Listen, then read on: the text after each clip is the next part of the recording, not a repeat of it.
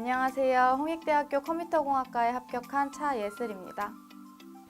저는 수능을 망쳐서 부모님께서는 재수를 권하셨으나 제가 다시 도전할 용기가 없어서 그냥 성적에 맞춰서 대학교에 들어가게 되었습니다.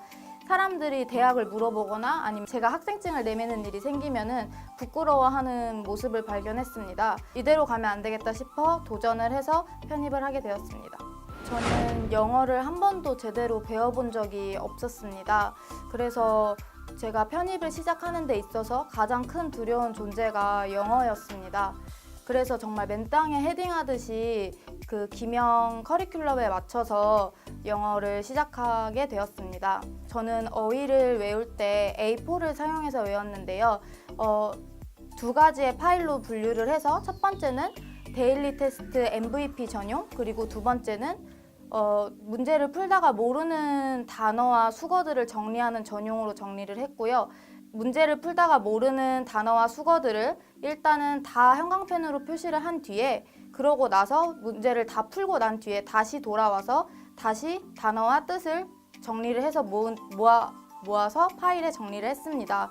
주말에는 그 모았던 A4들을 전부 다시 정리를 해서 제 스스로 다시 시험을 봤습니다. 그래서 다시 또 틀렸던 단어들은 형광펜으로 다시 표시를 해서 제가 여러 번 틀렸던 단어들이 무엇인지 계속해서 점검을 하였습니다. 문법 같은 경우에는 초반부에는 수업 시간에 한 내용들을 전부 제 것으로 만들려고 노력을 했습니다. 그래서 모르는 내용이 있으면 바로바로 가서 질문을 해서 그날 제 것으로 만들었고, 후반부에는 영어보다는 수학에 더 많은 시간을 투자해야 하기 때문에 그래도 문법의 감을 잃지 않으려고 항상 10문제씩 풀면서 감을 익히려고 노력하였습니다. 독해 같은 경우에는 거의 모든 학교에서 가장 많은 비율을 차지하는 부분이기 때문에 가장 중요한데요. 독해 부분은 초반부에는 주어와 동사를 하나하나 다 끊어가면서 해석에 집중을 해서 문제를 풀었습니다. 후반부에는 시간을 철저하게 계산을 하면서 문제를 풀었습니다. 수학은 크게 4가지로 분류가 되는데 초반에 배웠던 내용들을 까먹지 않도록 계속해서 반복을 하는 것이 중요합니다. 학교마다 유형이 정말 다 다르기 때문에 본인이 원하는 학교의 유형이 무엇인지 파악하는 것도 중요하다고 생각합니다. 그리고 미적분 부분은 공식 암기가 제일 필수라고 생각을 합니다. 그래서 저 같은 경우에는 집안 곳곳에 공식들을 전부 다 붙여놓고 다니면서 제 눈에 공식을 전부 빨리 익힐 수 있도록 노력하였습니다. 다변수 미적분 같은 경우에는 거의 학교에서 출제되는 유형들이 항상 비슷했던 것 같습니다. 그래서 문제를 가장 많이 풀려고 노력했던 부분인데요. 문제를 많이 풀다 보니까 제가 문제 푸는 속도를 더 빨리 할 수 있었습니다. 선형대수 같은 경우에는 개념이 가장 중요한 과목이라고 생각합니다. 개념이 잡혀있지 않다면은 문제 응용이 전혀 안 됐던 과목이기 때문에 저는 개념을 꼼꼼히 하려고 노력을 하였습니다. 공업수학은 편입을 접하는 친구들이라면 아마 처음 접해보는 부분이라고 생각을 합니다. 그래서 나만 모르는 게 아니라 내가 열심히 하면은 따라잡을 수 있다라는 생각으로 공부를 했습니다. 3월에서 5월은 공부 습관이 제대로 잡혀있지 않은 시기이기 때문에 저는 공부 습관을 들이려고 많이 노력을 하였습니다. 공부에 집중이 되지 않더라도 계속 책상에 앉아서 단어라도 보려고 하였으며, 그리고 또 저에게 맞는 공부 방법을 찾으려고 하였습니다. 수업이 끝나면 바로바로 복습을 해서 이해를 하려고 노력을 하였고, 그리고 데일리 테스트와 쪽지 시험을 모두 응시를 하여서 제가 모르는 부분을 계속 점검할 수 있도록 노력하였습니다. 5월에서 7월은 어느 정도의 공부 습관과 방법을 익힌 후기 때문에 공부 시간과 집중력을 늘리려고 노력을 많이 하였습니다.